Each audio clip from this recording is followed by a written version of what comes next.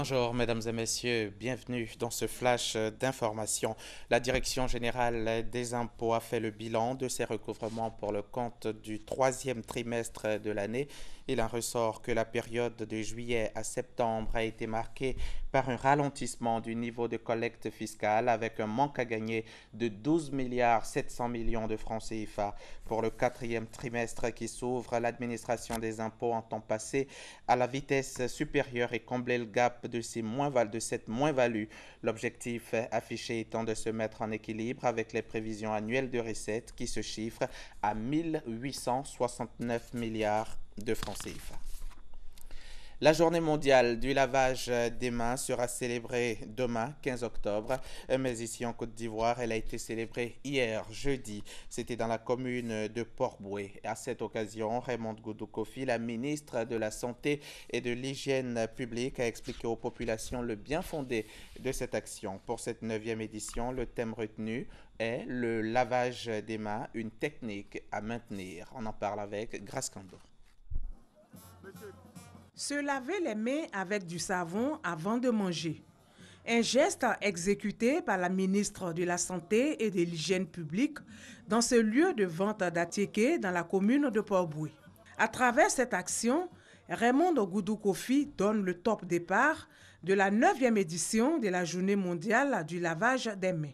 Nous avons choisi Port-Bouët parce que justement, il y a des actions qui ont été menées au départ et nous sommes venus un peu évaluer et voir comment les choses se passent. Nous sommes assez satisfaites parce que nous avons l'appui de nos partenaires et par rapport à la campagne que nous avions menée dans le cadre de la lutte contre la maladie à virus Ebola, nous avions lancé cette technique du lavage des mains en 10 étapes qui nous permet de sensibiliser à partir de la base. Aujourd'hui, nous sommes venus repasser ce message avec nos enfants et puis nous adresser également aux adultes. Le lavage des mains a la possibilité de réduire les maladies jusqu'à 40%.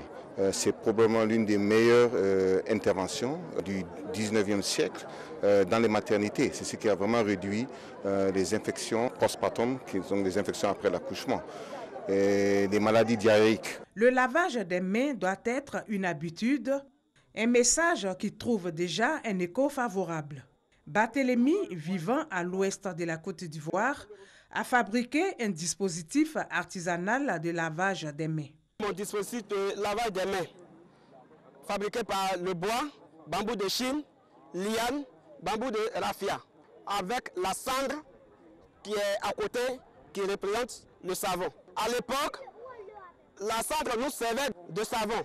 C'est ça que nos parents prenaient pour faire leur lessive. D'autres moyens artisanaux de lavage des mains existent. Ils ont été confectionnés par des volontaires soucieux de l'hygiène. Ces derniers sont les lauréats du concours national du meilleur dispositif du lavage des mains. Les acteurs de la restauration, selon le ministère de la Santé, doivent être au premier rang dans la lutte contre les maladies liées aux mains sales. 300 maquis et autres lieux de vente vont bénéficier des dispositifs de lavage des mains dans les prochains jours dans la commune de Port-Bouët. C'était un reportage de Grace Kando. Au Mali, l'armée a été victime d'une attaque terroriste dans la région de Ségou. Un convoi a été pris pour cible hier jeudi entre Diabali et Nampala. Pas de revendication pour le moment, mais le bilan fait état de 4 soldats maliens tués et 7 blessés. Une attaque violente dans une région où elles sont devenues extrêmement fréquentes. Au Nigeria, 21 lycéennes de Chibok ont été libérées. Elles avaient été enlevées par le groupe Boko Haram il y a plus de 2 ans, en même temps que 255 autres jeunes filles. La version relayée par des médias étrangers et nigérians crédibles est que ces 21 lycéennes ont été libérées par suite de négociations avec Boko Haram qui les aurait relâchées en échange de 4 djihadistes qui avaient été faits prisonniers. Le ministère nigérian de l'Information, lui, dément tout échange.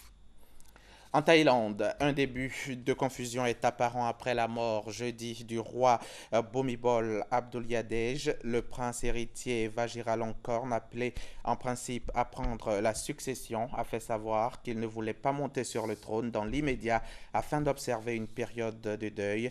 Personne ne sait exactement ce qu'il y a derrière ce qui semble être une réticence inattendue. En l'absence de roi, c'est le président du conseil privé du roi, Prem Tinsulanoda, qui assure la régérance. On revient en Côte d'Ivoire. Le ministre des Sports et Loisirs Albert-François Amicha a présenté une communication relative aux distinctions et récompenses des athlètes paralympiques qui a été adoptée en Conseil des ministres.